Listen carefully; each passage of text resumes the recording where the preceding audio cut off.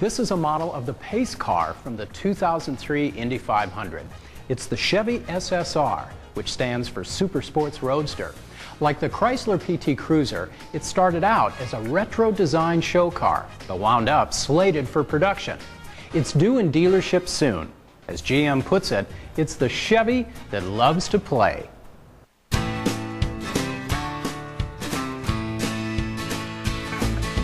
New and different, but retro. Part truck, part convertible. The Chevy SSR is a vehicle that's a little hard to define.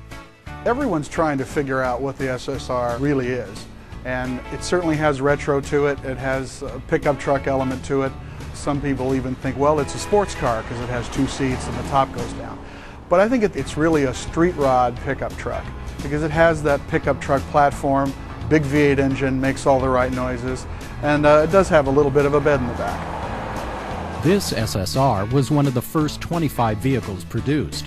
These Signature Series models feature unique paint, badging, and interiors, and will be sold at special auctions. Other than that, this is what the production SSR will look like.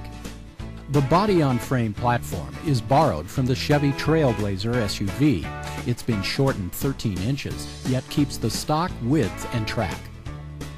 An all-aluminum 5.3-liter V8 also comes from GM's midsize SUVs. Stock output is 290 horsepower, but the SSR's less restrictive intake and dual exhaust system add another 10. 300 horse, 331 pound-feet of twist. It all goes to the live rear axle through a 4-speed automatic. The styling inspiration for the SSR came from the Chevy pickups of the late 40s and early 50s. But while its design influences may be retro, it has some cool modern technology. The SSR's top stack is certainly one of the most innovative aspects of the entire vehicle.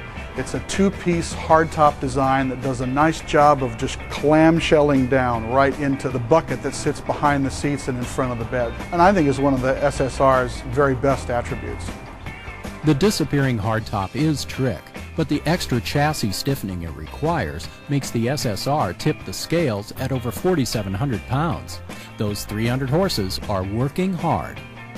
With a 0 to 60 time of 7.7 seconds, the SSR is a performer, but it's not an extreme performer. This is a cruiser, but not a racer.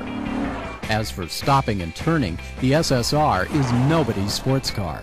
It slalomed at just over 60 miles per hour and stopped from 60 in 125 feet. With a 60 mile an hour to zero braking distance of 125 feet, the SSR is just average. There are a lot of sports cars that are stopping at 110 to 115 feet now, and in spite of the fact that it has a lot of rubber on the road with those 19 and 20-inch wheels, it is a heavy vehicle and it just takes time to get all that inertia stopped. We'd say the ride is comfortable yet firm, never harsh but not mushy either. The rack and pinion steering left us wanting for a little more feedback and more precise turn-in. As we might expect, in the transformation from dream machine to production vehicle, the interior lost a little in the translation. Still, it has a certain custom street rod look about it.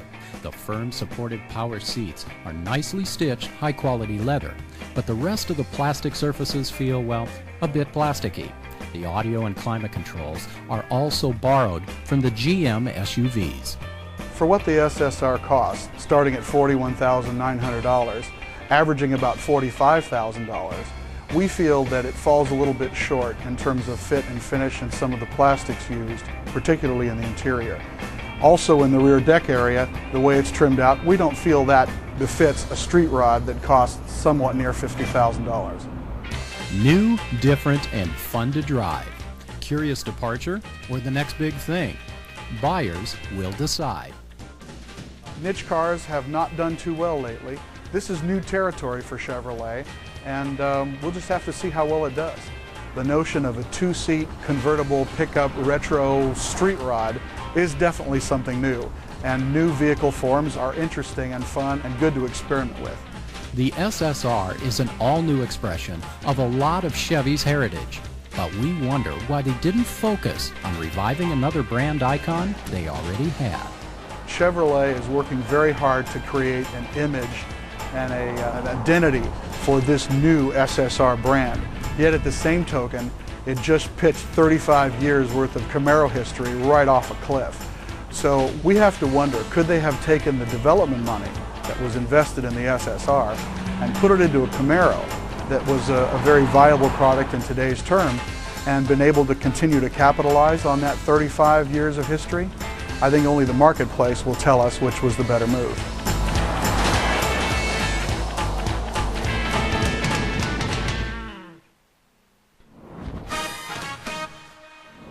For all the details on the Chevy SSR and more auto news, comparisons, and reviews, pick up the latest issue of Motor Trend magazine on newsstands now. And remember to visit our website at motortrend.com for the Motor Trend Buyer's Guide and order comprehensive new vehicle price reports.